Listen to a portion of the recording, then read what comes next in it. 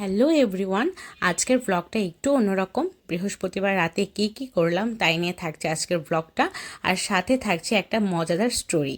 এখানে আরফের বাবা অফিস থেকে ফেরার সময় কিছু টুকিটাকি জিনিসপত্র আনেন, আমি সেগুলি গুছিয়ে রাখছিলাম। বাসায় বিস্কিট শেষ হয়ে গিয়েছিল, আটা শেষ হয়ে গিয়েছিল, সেসব নিয়ে এসেছে। আর আমি রুটি পরোটা দুটোই অনেক পছন্দ করি। একটা বনফুলের প্যাকেট এনেছে, বেশ কয়েকদিন আগে বলেছিলাম রসমালাই নিয়ে এসো একদিন, আমার রসমালাই খুব পছন্দের, তো রসমালাই নিয়ে এসেছে। আমি সব কিছু গুছিয়ে রেখে গেলাম রান্নাঘরে রাতের খাবারের আয়োজন করতে।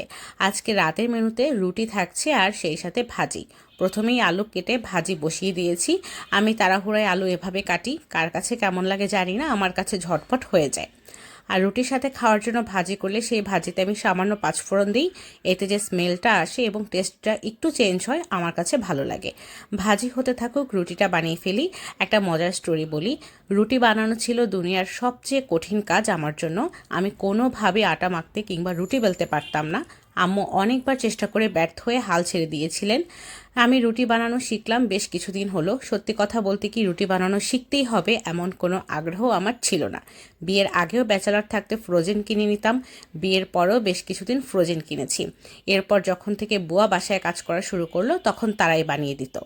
এই তো গত 2 মাস আগে মনে হলো আমি নিজেই শিখে নেব, দুনিয়ায় এত মানুষ পারে, কেন আমি শুধু রুটি বানাতে পারি না। এরপর যা হলো, ঘেটে ঘেটে অনেক রুটি বানানোর রেসিপি দেখলাম, সবচেয়ে সহজ যেটা লাগলো সেটা একদিন ট্রাই করলাম। আমি তো মহা খুশি। রুটি গোল না হলেও বেলতে তো মোটামুটি পারতাম। আর আটার পারফেক্ট ডোটা বানাতে শিখে যাওয়ার পর ব্যাস, কে আমাকে আটকায়। মজার কথা কি জানো, এখন এই রুটি বানাতেই আমার সবচেয়ে বেশি ভালো লাগে। কি সহজ একটা রেসিপি, অথচ কেন জানি না আমার খুব কঠিন লাগতো। 1 কাপ পানিতে 1 কাপ আটা। আরও সহজ করে বলতে, যে পাত্র মেপে আটা দিব সেই পরিমাণ পানি আগে লবণ দিয়ে ফুটিয়ে আটা ঢেলে চুলা অফ করে নেড়েচেড়ে পানি আর আটা ভালো করে মিশিয়ে নিয়ে হাত দিয়ে মথে নিলেই আটার ডো রেডি।